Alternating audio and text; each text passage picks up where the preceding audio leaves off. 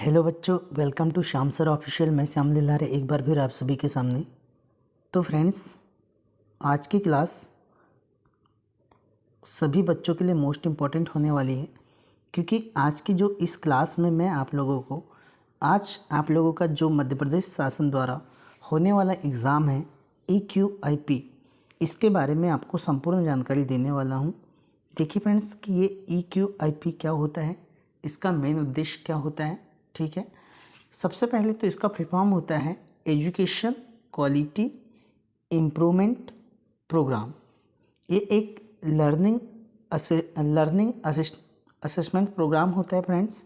ठीक है, जिसमें हम LEP का मतलब होता है लर्निंग इन्हांसमेंट प्रोग्राम। ठीक है, जो आप लोगों का आज एग्ज़ाम होने वाला है, इसमें कैसे क्या प्रश्न आएंगे उन प्रश्नों के बारे में बात करने वाला हूँ, क्योंकि बहुत सारे बच्चों के कमेंट आ रहे थे कि सर EQIP में कैसे प्रश्न आएंगे। तो देखिए फ्रेंड्स, ये सेम प्रश्न नहीं आएंगे, लेकिन इन्हीं में से आप लोगों को प्रश्न आएंगे। पूरे प्रश्न NCERT बेस्ड होंगे, एक भी क्वेश्चन NCERT से बाहर नहीं जाएगा। ठीक है, NCERT से ही आएंगे, NCERT के बाहर नहीं जाएंगे।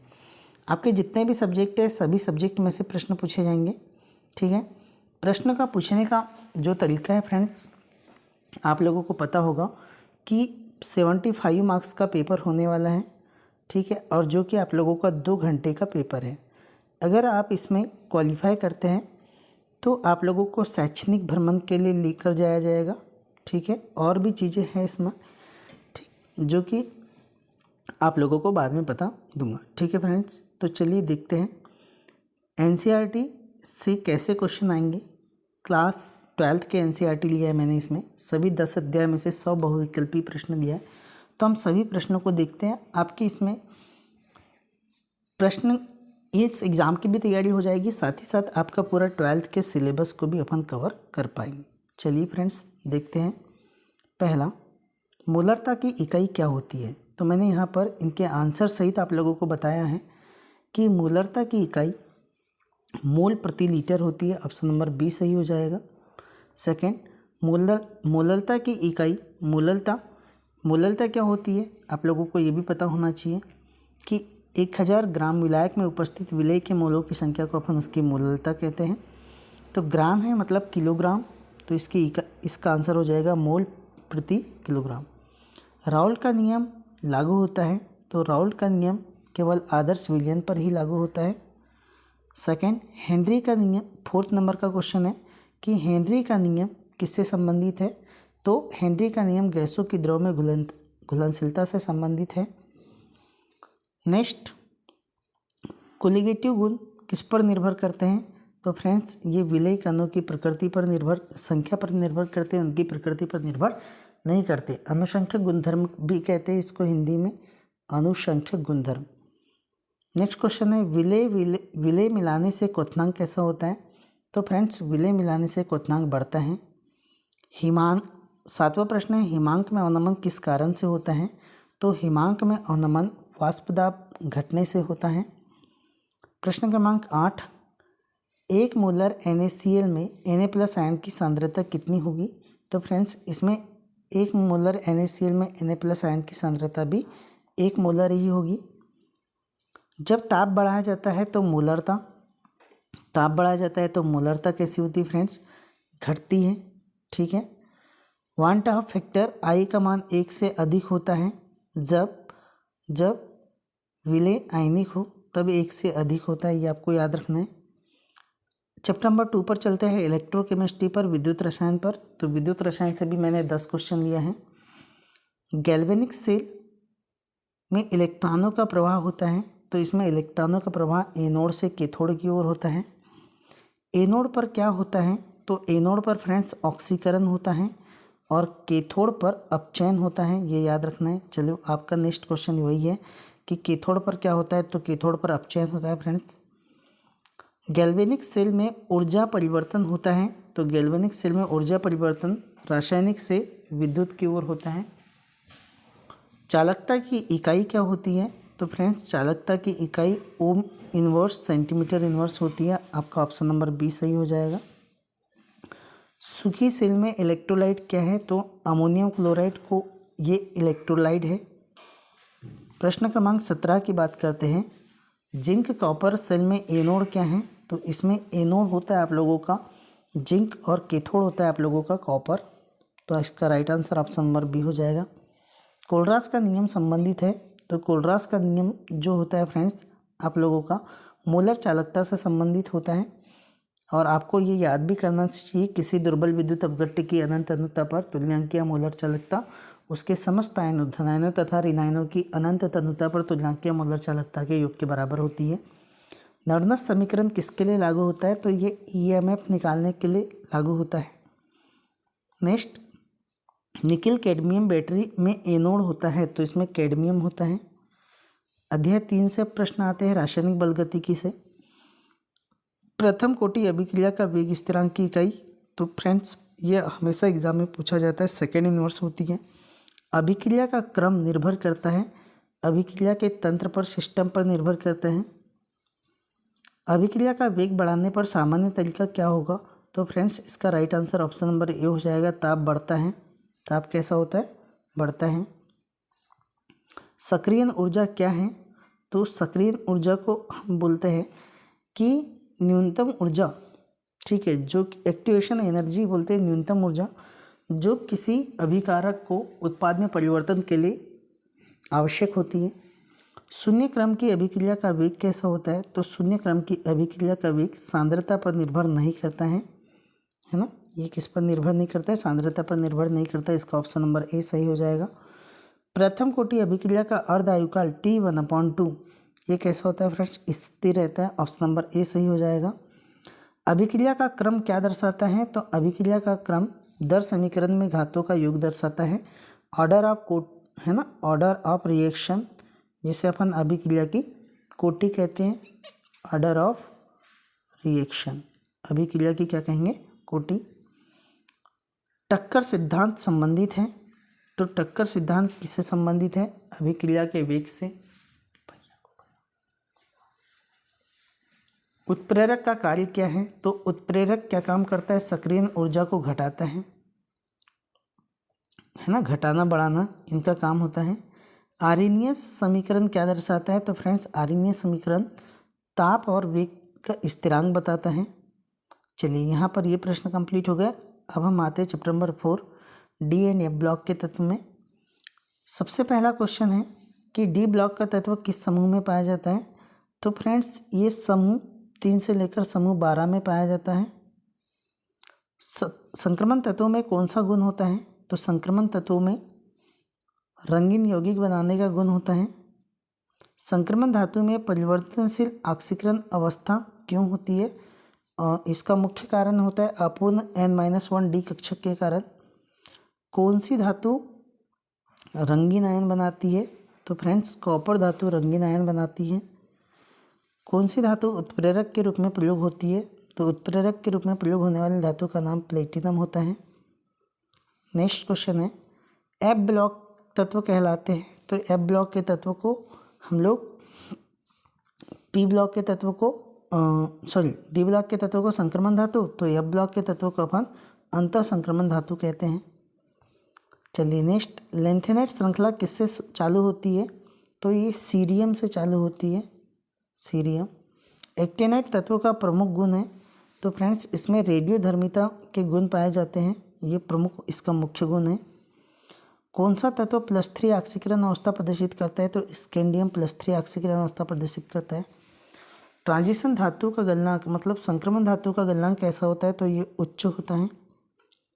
नेक्स्ट क्वेश्चन है अध्याय 5 से प्रश्न जो आपको कोऑर्डिनेट नंबर है। इसमें पहला प्रश्न है कि इसमें संयोजन संख्या क्या है? Coordinate number.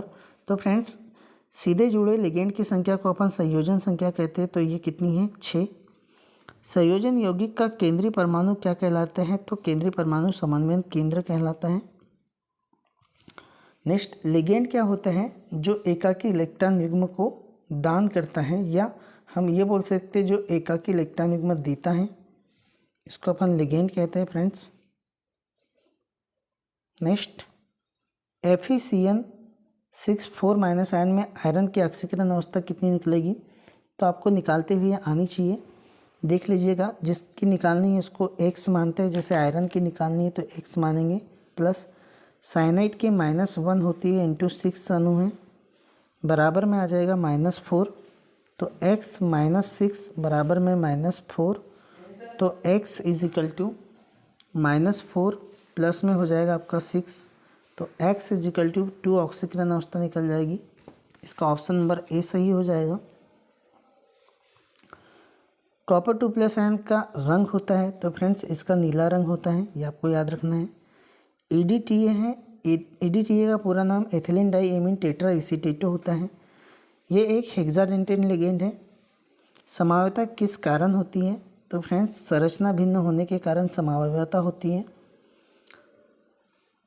आपको नेक्स्ट कोई उपसंयोजी यौगिक दिया है, इसमें बोला है कि EN क्या है, तो EN ethylene diamine ethylene diamine है। तो एथिलीन डाई एमीन एक प्रकार का बाइडेंटेट लिगेंड होता है, द्वितंतुर लिगेंड होता है। लिगेंड का उदाहरण है तो अमोनिया एक लिगेंड का उदाहरण है। नेक्स्ट क्वेश्चन की बात करते हैं, वर्नर का सिद्धांत किससे संबंधित है? तो वर्नर ने सिद्धांत दिया था, ये संयोजन यौगिक से संबंधित है। इन्होंने बोला था कि जो प्राथमिक संयोजकता होती है डॉटेड और द्वितीयक संयोजकता कैसी होती है, एक सीधी रेखा में होती है। अध्याय 6 हेलोएल्केन तथा हेलोरिन, इससे भी मैं आप लोगों को प्रश्न लेकर आया हूँ। पहला प्रश्न है C2H5Br का यूपीएससी नाम, तो इसका नाम ब्रोमो एथेन होता है, bromo ethane. Option number A सही हो जाएगा। हेलोएल्केन में कौन सा बंध होता है? तो फ्रेंड्स हेलोएल्केन में सहसंयोजक बंध होता है। C6H5Cl को क्या कहते हैं? तो इसको अपन क्लोरोबेंजीन कहते हैं। इसका राइट आंसर क्लोरोबेंजीन हो जाएगा। क्लोरोफॉर्म का रासायनिक सूत्र CaCl3 होता है। ऑप्शन नंबर ए सही हो जाएगा। CCl4 का उपयोग होता है, तो फ्रेंड्स इसका उपयोग विलायक के रूप में किया जाता है, याद रखना है। नेक्स्ट, एल्किल हैलाइड KOH के साथ अभिक्रिया करके एल्केन और KX और H2 किस प्रकार की अभिक्रिया है? तो इस अभिक्रिया को हम विलोपन अभिक्रिया कहते हैं। कौन सी अभिक्रिया? विलोपन अभिक्रिया।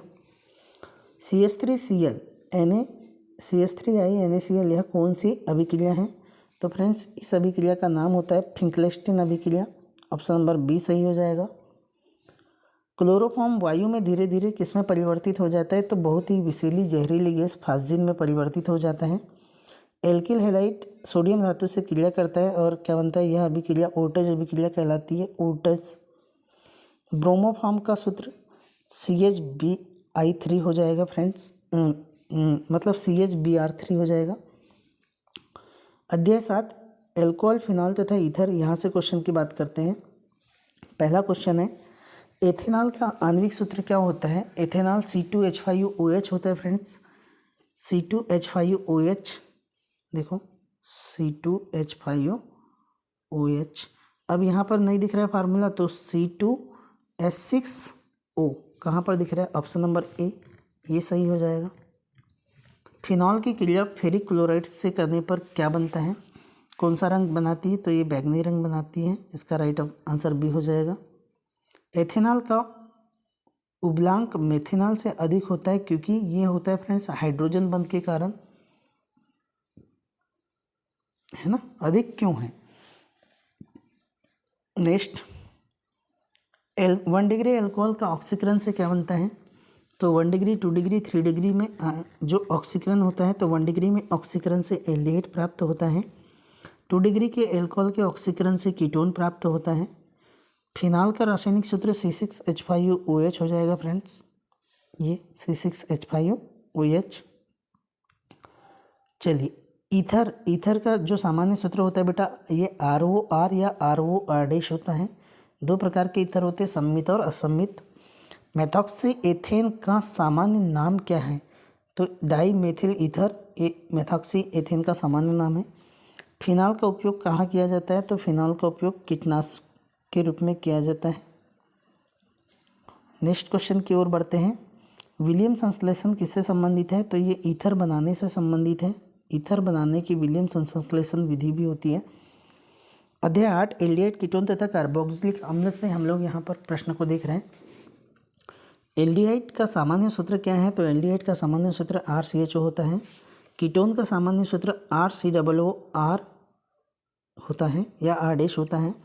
फॉर्मेल्डिहाइड का रासायनिक सूत्र क्या होता है? तो फॉर्मेल्डिहाइड का रासायनिक सूत्र HCHO होता है। चलिए देखो फ्रेंड्स, HCHO। एसीटोन का रासायनिक IUPAC नाम एसीटोन ओन, तो कीटोन लगता है एसीटोन में कितने कार्बन हो जाएंगे? 3। तो एसीटोन का पहले से तो सूत्र आपको पता होना चाहिए, CH3 COCH3। तो देखो यहाँ पर 1 2 3 कार्बन है, 3 कार्बन को प्रोपेन, और प्रोपेन में क्या लगा देंगे? ओन, तो प्रोपेनोन। आपका राइट आंसर हो जाएगा ऑप्शन नंबर ए। 75 एल्डिहाइड का ऑक्सीकरण करने पर क्या बनता है? तो एल्डिहाइड का ऑक्सीकरण करने पर कार्बोक्सिलिक अम्ल बनता है। नेक्स्ट, फैलिंग विलयन का उपयोग किसके परीक्षण में किया जाता है? तो फ्रेंड्स ये एल्डिहाइड के परीक्षण में किया जाता है। कीटोन का अपचयन करने पर क्या बनता है? तो कीटोन का अपचयन करने पर द्वितीयक एल्कोहल बनता है, याद रखना है। बेंजोइक अम्ल का सूत्र क्या होगा? C6H5COOH होगा। नेक्स्ट, CH3CHO किस वर्ग का है? तो CHO ग्रुप एल्डिहाइड का होता है, तो आपका राइट आंसर एल्डिहाइड हो जाएगा। नेक्स्ट, एथेनोइक अम्ल को सामान्यतः क्या कहते हैं? तो इसको अपन एसिटिक एसिड कहते हैं, और फार्मिक अम्ल को अपन मेथेनोइक अम्ल कहते हैं। अध्याय 9 नाइट्रोजन युक्त कार्बनिक यौगिक। चलो अब हम अध्याय 9 के प्रश्न को देखते हैं।